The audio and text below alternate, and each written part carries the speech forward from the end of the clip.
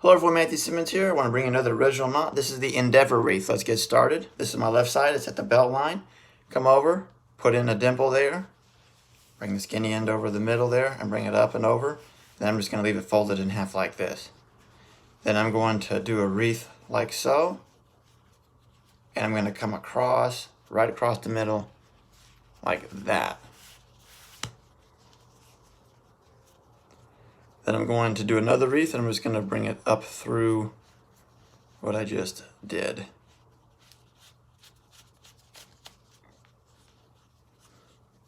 Fold it in half, bring it over, bring it down around like this, then I'm going to come back up and over like this right here.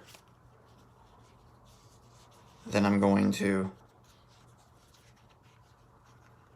open up this.